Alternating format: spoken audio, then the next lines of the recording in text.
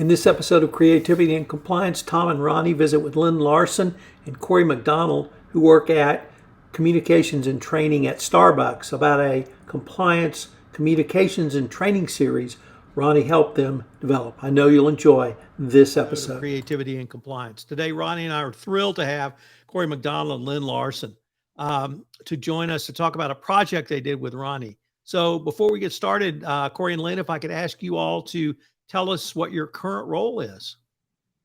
Sure. Cory Macdonald. I am a learning manager for ethics and compliance here at Starbucks. So that's a fancy way of saying I strategize, develop, create content regarding ethics and compliance related topics for our North American global audience. We reach all the corners of the globe when it comes to our training. And I'm Len Larsen. I work with Cory. Everything that she just said, only I work also on the communication side. And Cory and another partner that we work with here, this is Starbucks. We call each other partners, not employees. They do all things training, and me and another partner, Steph, we do all things communications as well. So our team specializes in that world. So we're awareness, communications, training, otherwise known as the ACT team here at Starbucks, Ethics and Compliance. Over to you, Ronnie. So that's great. The ACT team, what does ACT stand for? Awareness, communications, training. Oh, amazing. Amazing. Well, I love that actually that you make that distinction, because so many companies, they just talk about training. And as we've talked several times, both you and I, Tom, and me and the Starbucks team have talked about, there's like a much finer delineation of what these things do.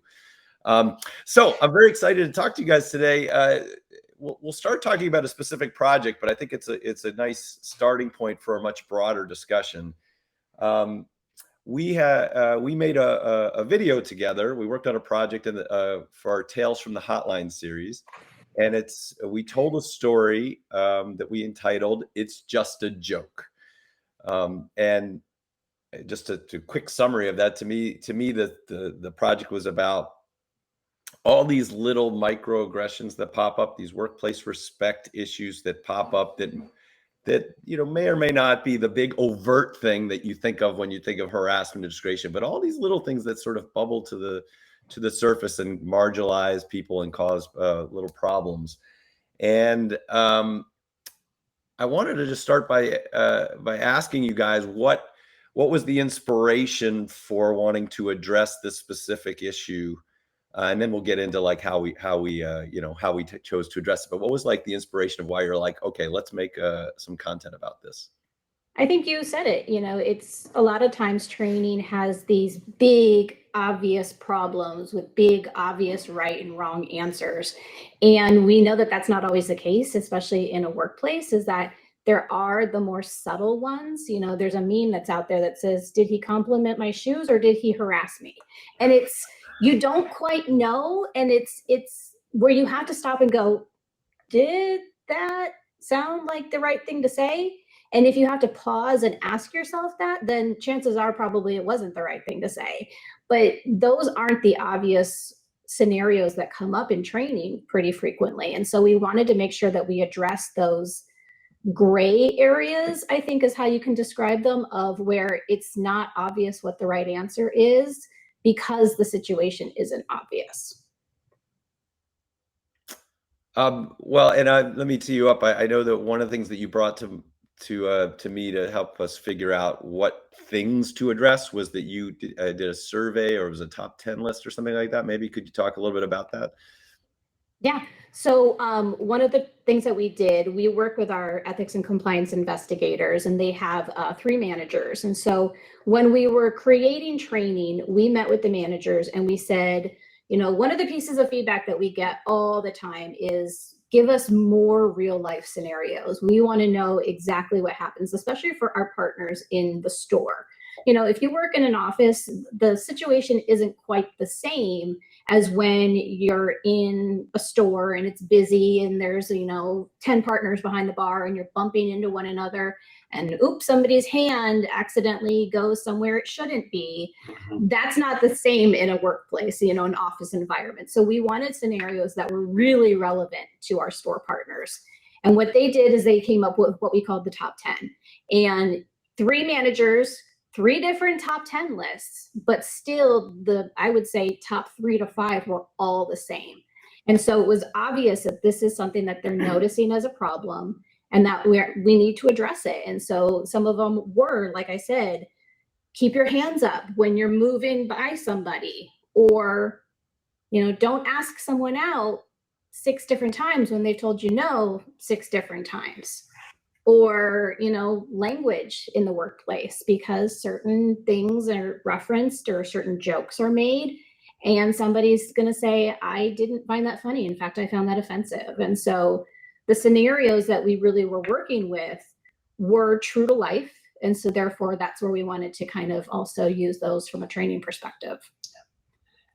And just to tailgate on everything Cory said, the name came from "It's Just a Joke," which, aside from, it can be something that they said, it can be something that they touched, it can be throwing ice down somebody's back, it can be, whatever it might be. But oftentimes the reason, it's just a joke. I didn't mean anything by it. And it goes back to that whole thing where I think I learned it from a podcast very much like this one a couple of years ago, when somebody said, your intent is important. Your impact is far more important. And that's where "It's a Joke" really came from. We needed to help people realize, to use your word, Ronnie, microaggressions are everywhere. And most of the time we don't even realize we're doing them. And it's really to drive that awareness, using relevant scenarios that we get from our investigations team, because they said the top 10 lists also came from, what are the number 1 behaviors that you see that are going to turn into a call to the ethics and compliance helpline or an entry into the web line? So that's where all of those came from, and they were invaluable, as Cory has already told him. Well, so one of the things I just find interesting, is that, I like how you say intent versus impact. I think a lot of training, a lot of e-learning that, at least that I've seen from we'll call the big training vendors, tends to hit the really obvious stuff.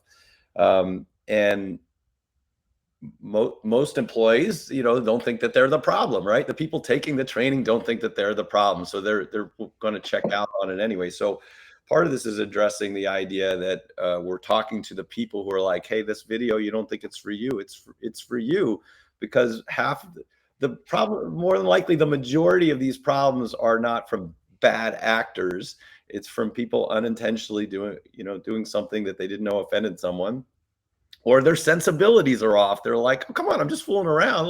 That's their just sense of humors are slightly different. So I think, content like this is really valuable in the sense that it can kind of hopefully make people think for a second. I also want to talk about the fact that we try to address the issue that if these things go unchecked for a while, it becomes the culture. Culture is such a big fuzzy word, but really culture is a combination of all the different ways that we communicate over time. So maybe say a little bit about that. Yeah, I think that the point of the training, and you said it, is that nobody comes to work intending to do bad things. No one wants to be the bad apple, right? But when the things happen and they happen in the moment, if you don't address it and speak up, that's how you allow that culture to continue. And so to that end, if it's a joke, I'm sorry, I didn't find that joke funny. I found it offensive. If you don't speak up and inform that person that what they just said was not okay, you are implicit in letting that culture continue. And likewise, if you take it to your leadership and your leadership says, it was just a joke, let it go, you're being too sensitive, that in turn is also allowing that culture of permissive behavior. And that's where we see it become an ethics and compliance webline issue, is because, it was not addressed in the moment. And leadership didn't address it either. If leadership is blowing it off and sweeping it under the rug, they're allowing that culture to continue. And by in turn, they're telling their partners that, hey, this is okay, keep going. And that's when you start to see it become this huge issue where everybody involved is part of this culture, whether they want to or not. And it's really, that's where you start to see a big problem happening. There was, I guess maybe not epiphany, but like it was something that seemed very obvious in working on this project that I hadn't really thought of before. What I make a lot of content on, the importance of speaking up, and almost always we say you can speak to a manager, you can speak to ethics compliance, you can call it confidential helpline, which is operated by an independent third party, right? But what you all were emphasizing is your recommendation is if you're comfortable in the moment to speak up about it directly. Right. And that's the key. If you're comfortable in the moment, because there are some times that we know people aren't comfortable speaking up, and it could be for a variety of reasons. And that's where they can then take it to leadership and have leadership speak on behalf of them. But also it's a bystander issue, because if you don't speak up and say, what you just said is not funny, it's not okay, and I would like you to stop. Again, you're allowing that behavior to continue. Or if you say to leadership later, like, hey, so-and-so just made a really offensive comment and I did not find it funny. I didn't find it, humorous. I think you might need to talk to him. That's when leadership needs to take action immediately. Because again, if they don't address the issue in the moment, and you even said it, you don't know what you're doing until somebody brings it to your attention and tells you, hey, people don't find that funny. More often than not, those people that are having that brought to their attention are grateful for that. Thank you so much for telling me. I will not do that again. But if they're not told, they're just going to keep on going, and it's going to get worse and worse. Sorry, go ahead, Len. Another tailgating comment here, because I think Cory touched on something really important, and that's manager behavior. And you did too, Ronnie. Not only are we hoping that people watch this and realize, oh my gosh, I do need to be careful about what I say and how I say it and my impact versus my intent. We also want managers to realize, hey, I need to be a more open door manager in case any of these things happen on my team or in my general area. And I'm a leader of people. We have a newer leader right now, and she has a slide in one of her leadership presentations to newer vice presidents at our company. And it's the only time in my career that I've ever used 500-point font on a PowerPoint. And it's just 4 letters, IMAX. IMAX. And she said, this is the difference between you before you were a VP and you now. You just went from a regular screen to an IMAX screen, and everybody is paying attention to what you do.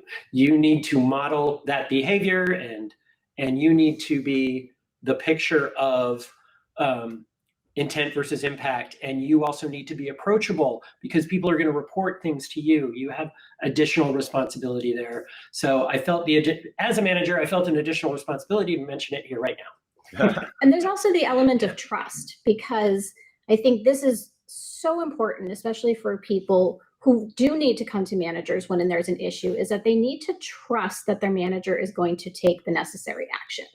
And that's honestly, sometimes we don't see that happening. And that's where you start to see ethics and compliance have to be involved. And then during the course of the investigation, we find out that, yes, the store manager was aware of the situation that was brought to the store manager's attention, and the store manager took no action. And so oftentimes when there is, the consequences involved, we've had situations where the store manager was terminated because they did not take action. The issue was severe and it was egregious, and therefore termination was warranted. The thing I want to amplify, the many things you've said, but one of the things that I want to amplify is the idea of allyship, whether that's a manager or a peer. I think a lot of the stats say that most people really have trouble speaking up, particularly for themselves. but they're much more likely to speak up on behalf of a colleague. Like, we like to help people. And so the encouragement of doing that, I think, is maybe a really helpful point for other companies to think about. Like, just because of the social, that's not the right word, the behavioral science behind why people don't want to speak up on their own behalf, but they're likely to help out someone. So maybe encouraging that behavior. And I also want to point out the idea, like, I have an improv background. You guys have heard me yammer on about that before. There's a difference between having a difficult conversation and a conversation about a difficult thing. Oh, yeah. So when we talk about, like, speaking up in the moment or being an ally in the moment, doesn't necessarily mean yelling or berating. It could be like, hey, that didn't sit well with me. It can be a gentler conversation. We actually even teach an improv workshop called oh gosh, we call it different things, but it's like welcoming disagreement. Finding a way to, like, positive conflict. So to find positive ways to address a really difficult thing and using different word choice for that. Anyway, Yeah. That's sort of an interesting. Absolutely. It doesn't have to be confrontational or conflicting. No, exactly. And I think that's totally it. And that's part of a manager's toolbox, really, is we give them a lot of tools. When a person comes in and they become a new store manager, we give them all of these tools about how to work the business and how to write a schedule and all that stuff. And nowhere do we have the soft skills conversation of how do you talk to your people in a way that demands respect and offers respect back. How do you have conversations that aren't comfortable, that are a little awkward? And a lot of times we have our new managers that are like, I don't know how to talk to people about this. And so, in a perfect world, our district managers and our district leadership would work with those people and role play and that kind of thing. And that's hopefully what they do. But oftentimes, they may not get that. And so we're hoping that these trainings that we offer give them some guidance and some helpful hints. We actually involve some questions that we can give to our store managers of, like, if you don't know how to start the conversation, here's a couple things you can ask. And so we offer that as a tool to these managers in the training. And the feedback has been really, really great. A lot of our store managers have said, this needs to be in training when I become a new manager. Like, put it in the first 30 to 60 days, because that is so important. Because we don't train on soft skills. We're hoping that our managers come in with that already under their belt. But if they don't have that, that's where things can go really wrong. I want to do a quick transition, and I promise, Tom, I'll check in with you in a second, but I want to make sure we get to I thought one of the most fascinating things about making this video with you guys is we actually, was a group project. So for the listeners out there, we had several companies who were all working together to make a series of videos on a variety of topics that were all have this storytelling technique. And we figure if we can get 5 companies to agree on the way to deal with this, then we have something that will probably resonate to many companies. And we had a really difficult time coming to agreement on how to make this video. And the main issue, if I'll try and summarize it and then get your input, is that, can you say the bad thing so in the video, can we say the bad thing that people are doing so that people know that this thing that we're saying is not okay? Or do you have to provide innuendo about it? There were several companies that were like, no, I can't put this in the video. I don't want to say the bad thing.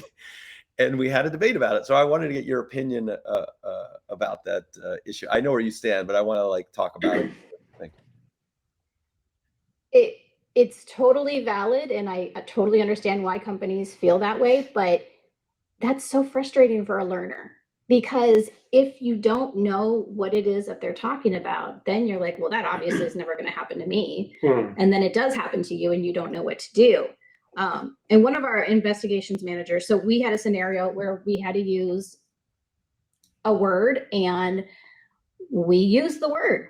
And I had quite a few sleepless nights back and forth going, I can't believe we're using this word. We're going to get in so much trouble.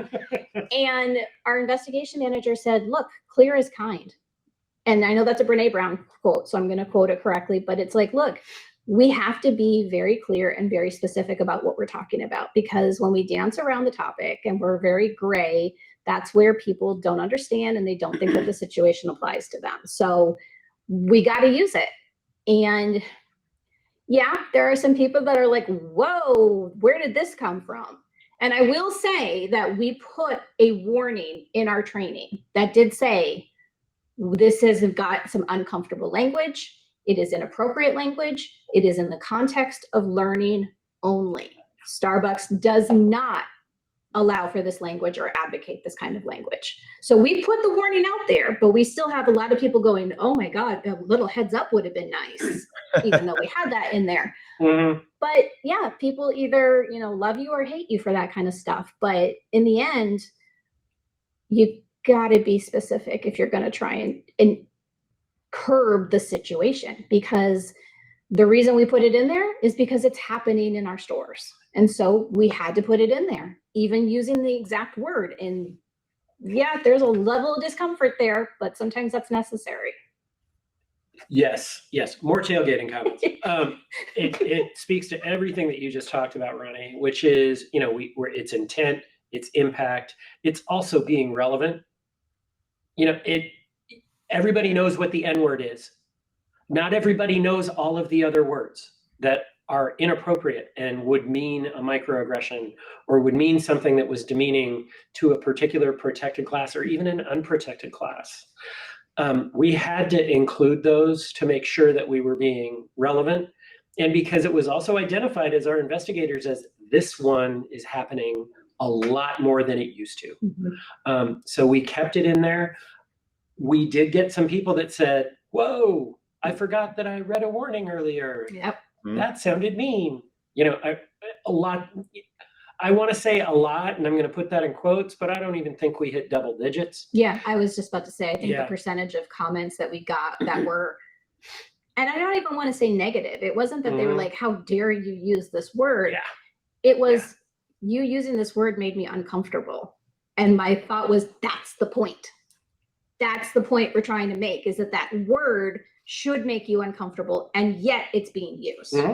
So if you're comfortable saying it from behind a computer screen, which again, I think that's part of a lot of the issue that we're seeing. And slight diatribe. The generation that we have in our stores, the demographic is younger, right? And I like to call them the Generation T, because they're Generation TikTok. And they are totally comfortable speaking from behind a phone or a laptop or a keyboard. And they're totally comfortable saying it that way, but they're not comfortable saying, what you just said is offensive and I don't appreciate it. Yep. It's that one-to-one interaction that a lot of our baristas and shift supervisors aren't comfortable with. So rather than doing that, they pick up the phone and they call our helpline and they file a complaint that way. And that becomes an investigation. And oftentimes was that it? That was it, right? That was the comment. Yeah. What did you do? Well, I didn't say anything. Oh. Really? Yeah. You didn't say anything. You didn't say anything. Okay. Okay. And then the remediation is, there's some coaching involved and there's some, stuff like that. But if it had just been addressed before it got worse, it probably would have been needed to have a call. But because people don't feel comfortable speaking up, they do speak up, but they speak up by calling a 1-800 number and filing a report that way. Yeah. And so when we say speaking up, it's not even a confrontation. It's just, I see what you're doing and it's not okay. Yeah. Don't use that word again. And as I was listening to you, it's like, first of all, thank you for speaking up with your call, with your web line entry. Second of all, if you're uncomfortable, you're learning something. So good for you. Third, here's what you're going to do next time. because that's where this remediation is going to go, exactly like Cory just said. Let's have a coaching conversation about how you address this in the moment, because that's what we mean by a speak up culture. That's where you're modeling behavior that we want our leaders to do, that we want everybody to do. So that's how you use learning to impact behavior at your company with your people. I have a few thoughts about how to sort of button this up, but Tom, let's check in. Do you have any thoughts or comments that you wanted to add in? Actually, Cory, I wanted to pick up with a topic you've raised around the age of your workforce. Mm-hmm. And do you have the challenges you articulated around sort of speak up? What about people who this is literally their first job, first paid job, first job with others other than, sit at home gig work as a computer programmer or a design artist? What are some of the challenges with people literally who've never been in front of the public before, or in the back of the house working with others? How do you help how do you prepare communications and training for them, or how do you help their managers really do that? Could you speak to sort of that topic? It's a great question. I was listening to NPR on Wait, Don't Tell Me the other day, and that actually was one of the questions. And it was saying that due to the pandemic, the generation that's coming into their very first job do not know how to work in a work environment. They were so isolated and siloed that they don't know how to interact with one another. There are actually classes online now I've heard about that say, how to talk to people and how to, not bump into somebody in the kitchen or anything like that. I think, Tom, you said it, is that it's really the responsibility of the manager to help guide that person to be a respectful partner. I think that's really where it comes down to. And we always say that one of our mission and values is to create a place where everybody is welcomed with respect and dignity and is free to be themselves, right? And respect and dignity go both ways, right? And we want you to be respected, and likewise, I want you to respect me. And I think that's where the manager is really the key tool there, because hopefully in the interview process, they're talking and they're kind of getting a good grasp of what that individual is like, but that's where then you can help coach them. I have a 15-year-old son, and he is working his first summer job right now. And it's completely volunteer. He's not getting paid. But the reason why I had him do this job, because he's not happy he's doing this job, is that he has to learn how to talk to people. And he has to learn how to interact with people that aren't his friends, that may have different likes or dislikes or hobbies or preferences or anything like that. And you have to learn how to give and take and compromise and have a conversation that is not all about your topic, but then hopefully when he does go into the workforce, in the paid workforce, he's got that under his belt. And that's really one of the things that I know I'm trying to coach my son, but I'm in our stores, that's the store manager. And that's where we really rely on them to be kind of that guide. And we have a lot of store managers that say, my people are my family. And so that's where, your family, you can have those conversations and say, stop it, you're being, but not actually hitting, I should say that. But, that's where you can say, come on, you're being disrespectful. Can you not do that? Can you stop, please? Yeah, don't untie his apron. Yeah. We hear so many of these things, Tom. We hear them from our investigation managers. We hear them from the investigators. And they are all glowing examples of the fact that Starbucks employs a lot of people that are at their very first paid job, their very first time working for somebody else, working for a different a shift supervisor that might be just a few years older than they are. They might know who they are, but that shift supervisor has to coach them on all of the different things that they need to do right, that they need to say correctly. And a lot of our investigations are, in many cases, going back to the store management team and saying, we're not going to do an investigation here. You're going to put on your manager pants. and you're going to coach this partner, and you're going to coach all of your management staff to coach the rest of their partners in the same way about our mission and our values and how we treat each other and how you treat your fellow partners and how you treat customers. And if you wouldn't say it in front of a customer, then don't say it in front of another partner. You know, those types of things where like Cory is saying, that manager has got to step into maybe a role that's a little bit uncomfortable for them too. So they're uncomfortable and they're learning. Yeah. But in order to make things right, and in order to get that partner started off at their first job on the right foot, and the next foot and the next foot, and to really leave a legacy that we want Starbucks to be leaving with these people, you're going to have to talk about their everyday sorts of behavior and what they call people and what they say to people and how they interact in a crowded room or in a crowded back room. And just like Cory was saying earlier, that's one of my favorites. Like, if you're behind a very crowded counter and there's 7 people behind the counter, get your hands up to get by them and say, "Okay, coming by, but my hands are up here." All right, and it's not rocket science, but a lot of people need to be shown how to do it.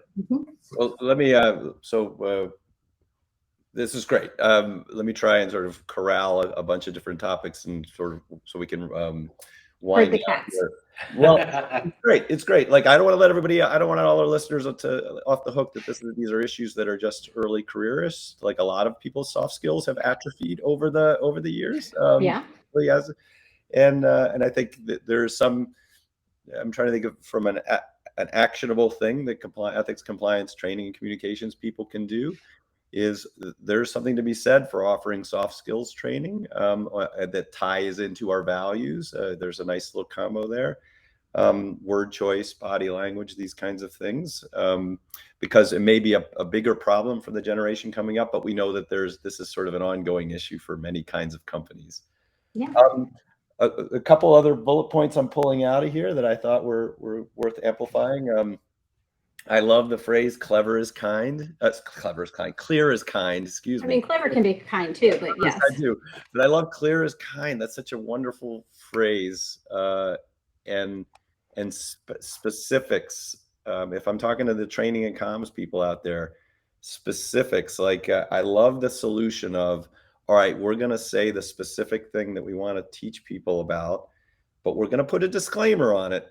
And we're going to warn people so that we're going to tell them the context of which we're using it. Feels like a great solution. That's what we chose to do for our video, knowing full well that some companies aren't quite ready for that. But I think if we're offering thought leadership, it's the more specific we can get, the better, because it gets rid of that ambiguity.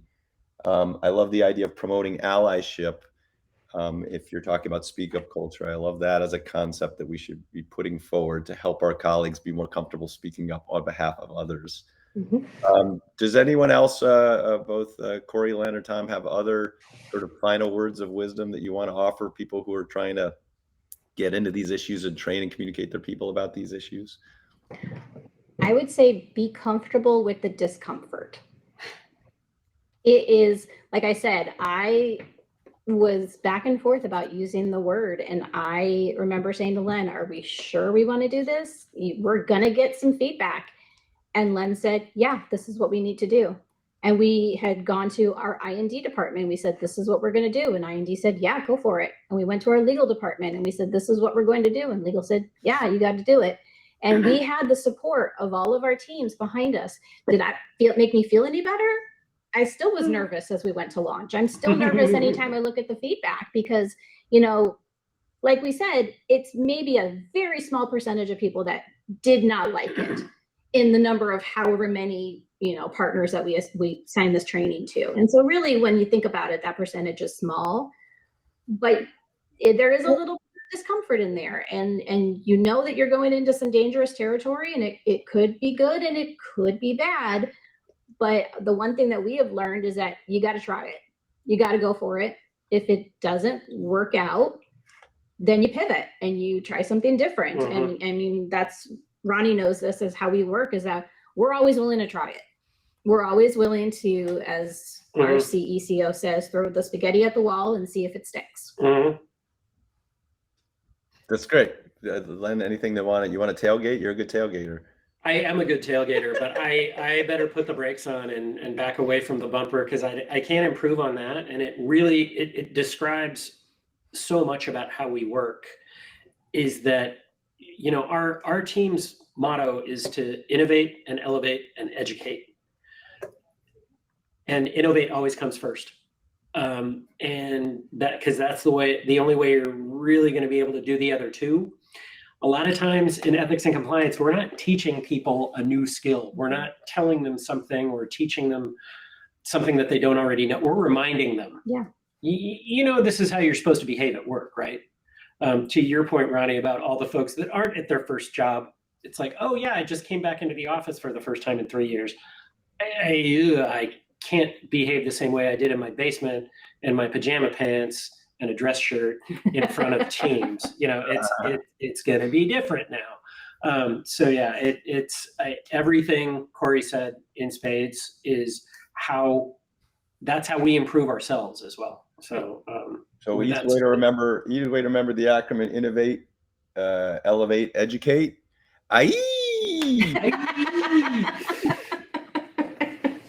Which is sometimes what we say when we read the feedback. Yes, That's all right. Yeah, there you go. That's all right. Tom? So this has been great. I hope that our listeners have enjoyed this as much as Ronnie and I have, listening to you guys and learning from you all. I hope that we can continue this conversation in the future. Ronnie, you want to say goodbye? Bye, everybody. Innovate, elevate, educate. So great. This is Tom Fox again. Thank you so much for listening to this episode of Creativity and Compliance. If you enjoyed this podcast, I hope you'll subscribe, rate, and review wherever great podcasts are listened to. Creativity and Compliance is a production of the award-winning Compliance Podcast Network.